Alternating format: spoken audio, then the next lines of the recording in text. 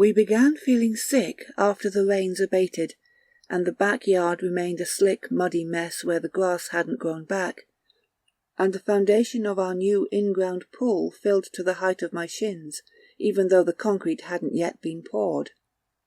Dad wanted us to accept that the illness was a cold we all happened to contract around the same time. I believed him, at first. Then my older brother reached a point where he'd vomit nearly every hour, and couldn't even keep water in his system. No cold could make you do that, I thought. When Mum started puking all the time, too, Dad called in a doctor. She suspected we all suffered from arsenic poisoning, that something contaminated our water supply. Her suggestion didn't make a lot of sense. We'd lived at the house for years without a problem before. But we were in no condition to disagree. We were brought to the hospital at the doctor's insistence, but they didn't find any arsenic in our systems. We didn't even have a vitamin deficiency, or any of the usual poisoning symptoms. No viruses that they could spot, no bacterial infections, nothing. Maybe the hospital air did us some good, because we had recovered in less than a week. We were a little thinner than before, obviously, but otherwise healthy. They discharged us by the weekend. Back home, Mum forbade us from drinking tap water. We didn't protest, even though Dad had our well tested not long after we returned, and the results showed no arsenic or mercury or anything. I was still skittish despite the test's findings. I wouldn't dare drink the water from our faucets. I wouldn't even wash myself in our house if I could avoid it. I'd opt instead for the mildewed, stallless group showers in the school gym in the morning. Failing that, I'd clean as much of myself as I could at any free sink in a bathroom. The rest of my family contracted the sickness again within 2 weeks of our hospitalization. The vomiting intensified. They started to lose track of the time or the date, and seemed confused if I engaged them in a conversation. None of this happened to me. I remained relatively healthy, albeit less clean than I'd have liked. The water had to be the culprit. Nobody believed me, but I knew it had to be the water. One evening I stood in the backyard to escape for a little while the retching sounds that had overtaken the house's usual quiet. I planned to call an ambulance for my family later that night if they didn't show any improvement. It was the right move, but it felt futile nonetheless. The hospital would find nothing medically wrong with them, they'd recover in a few days, they'd return home to repeat the cycle. Who knew how many times they could endure that? Probably no more than a few, if I could barely stand it even once. If my family were to survive, I had to figure out what was the matter. But I didn't have a clue. I was as baffled as the doctors, if not more, so I waited in the yard, collecting my thoughts in the relative quiet of the outdoors, where the sound of someone's disgorging stomach wouldn't scatter them. Thick mud choked what scant vegetation grew from the land around me, and only the balding pines at the edge of our yard showed any sign of vitality. Brown water hung stagnant in the basin of the unfinished pool. Winged insects skirted its surface, their faint wakes quickly fading. I felt the entire yard was diseased, and I imagined that my lungs drew in tendrils of miasma with each breath. I couldn't stand being there. It didn't clear my thoughts, it simply replaced them with a different kind of nausea. I decided I'd take a walk in the woods. Anywhere would have been better than where I was. When I came near enough to take a closer look at the pines, they seemed even less healthy than I'd first thought. They seemed blighted, their branches drying and collapsing from the bottom up. They weren't alone. None of the plants I saw seemed in good health.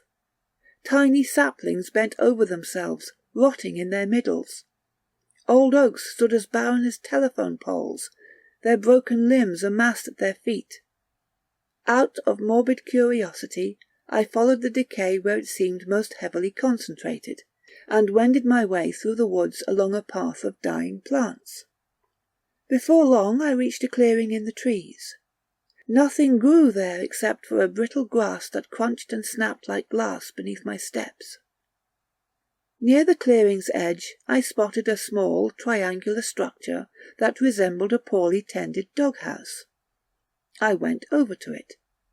The structure turned out not to be a doghouse, but rather a stone well. A wooden roof, now in a state of collapse, camped over it. A rather enterprising weed curled around its side, borrowing what little support the disintegrating wood could offer. I looked around for a bucket, but found none. Then I realized that the well had been lidded. Dense wooden slabs bordered the well, although they too had decomposed heavily. They sagged in the middle beneath the steady pressure of a large stone. At first I figured the stone had been placed there to keep the slabs in place. But then I thought that the cover must have been quite weighty enough back in its day to stay in position of its own accord. With such an odd setup as this, the well only became more intriguing the longer I considered it. After scrutinizing it for a while, I thought I saw some kind of markings on the stone. Did it carry an inscription?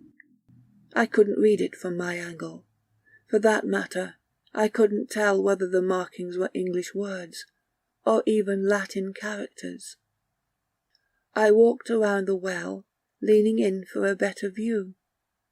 I steadied myself against the ruined boards. They felt slimy against my bare palms.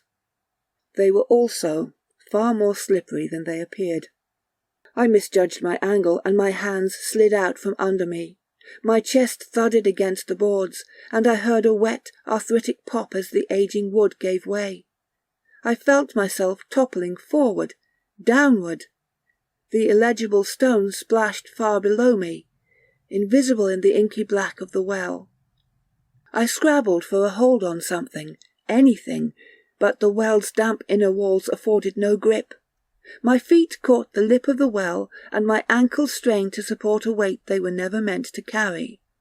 I tried to remain calm and devise a means of escaping my precarious situation. I couldn't move too sharply, as I relied solely on my unsteady balance, and whatever protuberances my shoelaces might lasso if I fell any further. The blood rushed to my head and my vision swam. Down below, the snapped wood jutted from the darkness like a shipwreck. As my eyes began to adapt, I could detect liquid motions throwing back the reflection of the light above. I couldn't tell how deep it was, but it didn't matter. I couldn't bank on surviving if I fell in. Between the masts of broken wood, I glimpsed a disturbance in the water. It began to grow round and smooth. Something was surfacing. An indistinct grey mass bobbed into sight and floated on the water. It seemed devoid of features, until it flipped under its own weight and revealed its bloated face. It had eyes, a mouth, and a nose, but all of them had swollen horribly, and seemed more humanoid than human. Its pallid skin stretched and shone, tight from the years of fluid it had absorbed. Wispy silver hair trailed like lily roots from its scalp into the dark water. Its arms hung limp at its sides. It wore no clothing. I had never seen a dead body before, but somehow I knew that no corpse could surpass the revulsion this one installed in me. Then it moved. Righting itself in one slow, rigid motion, it stood in the centre of the well. Water rang from its body. Its head lolled as if its neck could not carry the burden of its waterlogged skull. Its viscid, sopping eyelids peeled back, showing two dark, liquid spheres. They stared at me, into me, or perhaps past me. I held my breath, hoping it was blind, or at least that it hadn't noticed me. At the thought, the thing's jaw fell open and a sticky, rasping noise escaped. A cold, putrid wind swept past my face, and I retched. The air had grown noxious. My aching legs screamed for oxygen. It was too much. I lost control of myself. My arms began to flail, and I lost my tenuous hold on the well. I tumbled forward, banging my head against the stone wall. More out of reflex than volition, I stuck out my arms and legs. Suspended like a starfish above the yammering creature, I could see it reaching toward me. Mercifully, some distance still separated us. So as not to drop myself into the thing's outstretched hands, I carefully guided one foot up the well's wall. Then I did the same with the other. My palms followed them. I would not chance more than half an inch with each motion. The creature seemed to recognize my intent. It let out a foul cry, and as it subsided, I watched the fallen boards begin rotting at a swift rate. I heard the sounds of small pebbles falling into the water. When one struck me on the back of the head, I realized that the well itself was decomposing around me. I doubled my pace. Soon my fingertips felt the mouth of the well, and I hoisted myself up, too frightened to look behind me. As I hurled myself onto the anemic grass, the wooden roof above the well collapsed, crashing into the basin with a sound like falling trees. Had I taken any longer, I thought, that sodden hole would have been my coffin. Exhausted and nauseated, I staggered back to my house. I felt filthy, but I wouldn't dare shower. All I could think to do was to call the police. I wouldn't tell them my full story. They'd never believe me. But I had, without a doubt, discovered a corpse.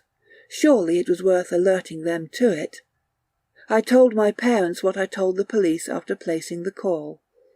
They were too fatigued and sickly to do anything to comfort me. Over the next couple of days I brought the police to the well and watched them extract a grey, bloated corpse from its depths with a pulley. The body seemed thoroughly inanimate. They couldn't identify it, as its face was too deformed to match any of their missing persons files. The coroner's office disclosed some pretty troubling findings. Apparently the body had died long before it was deposited in the well, as its skin had been preserved through some chemical process. Some routine analysis revealed high concentrations of arsenic in the corpse's skin. Apparently, embalming bodies in arsenic solutions used to be a common practice long ago. As such, the coroner suspected that the body was from the Civil War era. Perhaps, he suggested, that was where the arsenic poisoning came from. I started to wonder whether I had hallucinated my encounter. Nobody else had seen what I did. And a level of disconnection from reality is not uncommon in cases of arsenic poisoning. But how had the body ended up in the well? Furthermore, why had somebody sealed it inside? And what had been the purpose of the marked stone? Neither the coroner nor the police had answers for me. Then again, maybe I wasn't asking valid, lucid questions. They interred the body in the local cemetery at the outskirts of our city. Its headstone remained blank. For a corpse that old, that far past identifying, they could not have done anything more. For many years thereafter, the burial marked the end of my story. Recently, though, I returned to my hometown to indulge a pang of nostalgia. Although I have no family left in the area, I paid it a visit to retrace the roots of my childhood. I saw the old house under new ownership for several decades. The pool remained pristine. The lawn grew lush and green. The trees flaunted a verdant canopy. No evidence remained of the damage the plagued corpse had wrought, except for the images I held in my memories. When I returned to the site of the decaying well, however, I was startled to notice that it rested at a lower elevation than the old house. A gradual downhill gradient ran from my former home to the well. No contaminant could have travelled upward via the natural forces of gravity and runoff. And when I went to the city's outskirts to inspect the blank headstone, I found that nothing grew around it, not even weeds. The earth in its vicinity remained brown and bare. I walked away in a daze, watching my steps to keep myself upright. As I stared at the ground, I spotted a path of arid dirt, snaking from the grave toward town.